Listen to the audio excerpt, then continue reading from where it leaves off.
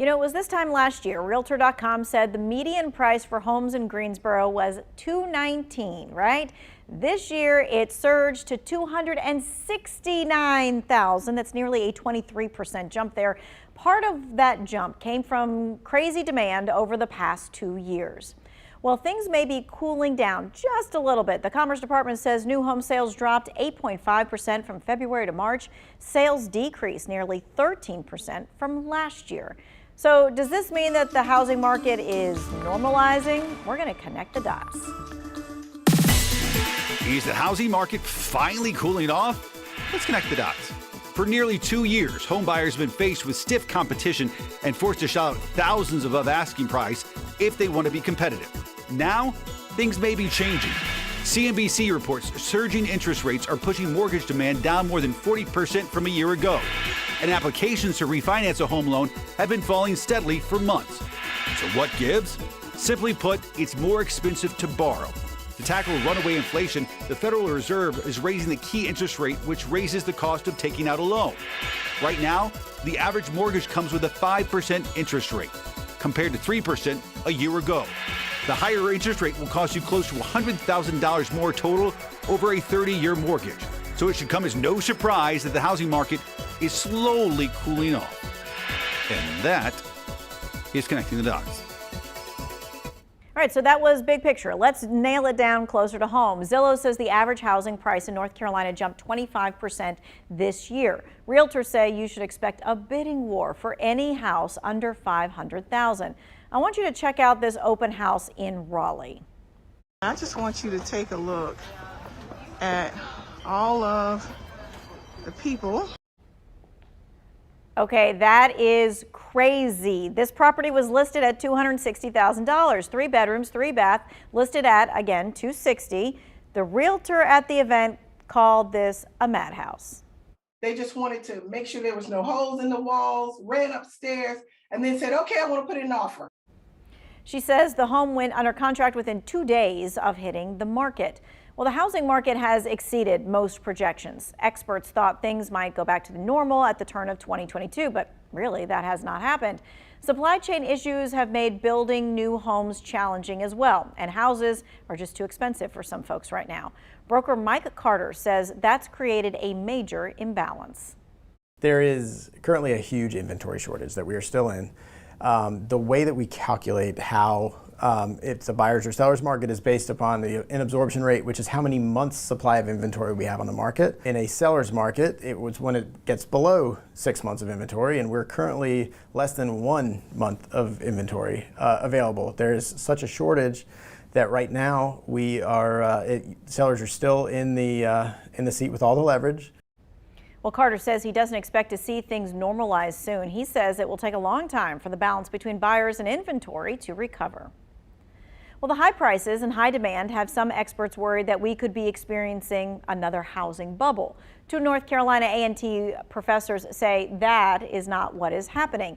They say a housing bubble exists when prices go up artificially. The asking price doesn't necessarily reflect the value of the home. They say that we're seeing something different right now. For a housing bubble to exist, we will have to argue that people are rather believing in some kind of story about the price, why the price of the house should be that high, rather than ignoring the economic fundamentals that would cause the price of a house to be so high. And in this case, I think the economic fundamentals justify the increase in prices that we've seen. He says home buying rules have changed since the 2008 collapse. That makes a bubble less likely to form again. Well, historically, low mortgage rates contributed to the high demand that we saw the past 2 years. They went up 1/4 point in March. Economists say they expect another increase soon. The Federal Reserve plans to raise interest rates this month to try to slow down inflation. Mortgage rates tend to follow. Now, that could contribute to lower demand for homes in the coming months. A former Fed board member says he thinks we need a rate hike. We think the economy on average does better when we have a much lower, more predictable, almost negligible inflation rate. Economists say lower demand could mean a drop in prices.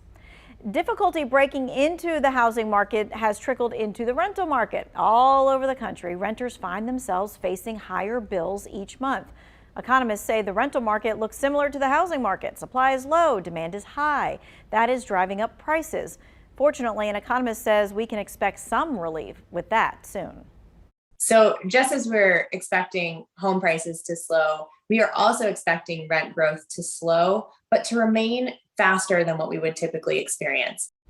She expects rental rates to grow around 7% this year. That's higher than average. It's lower than last year. She says to get around it, try looking in places you normally would not. People are looking for affordability, and the best place for them to find affordability is in smaller towns and suburbs, a little bit further away from the hustle and bustle of the downtown metro area.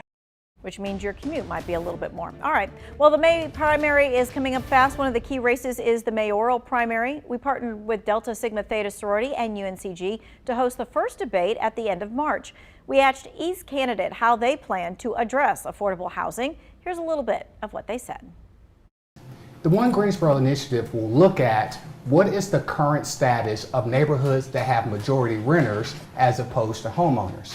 Obviously, when you have a situation where a lot of the individuals are renters, you don't have that same type of focus on property upkeep and maintenance. Well, what if there was a partnership between the homeowners and the cities to ensure a basic minimum standard that these houses have to be in? People are unable or unwilling to make the repairs to their property. And so I led the council in creating a third way where the city can make repairs directly to those properties.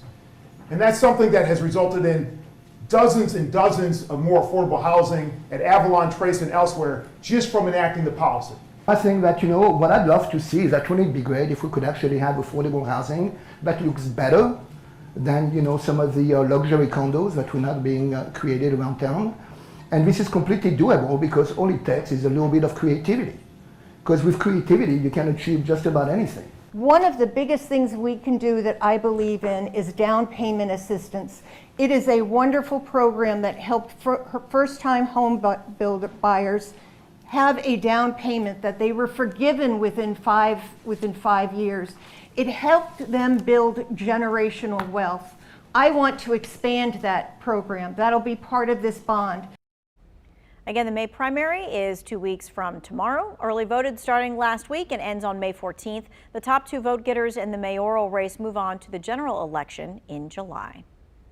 Like so many things in the economy, many factors drive what's happening in the housing market. Right now, we kind of have that perfect storm causing prices to go up. Experts say it will likely take a while to reverse.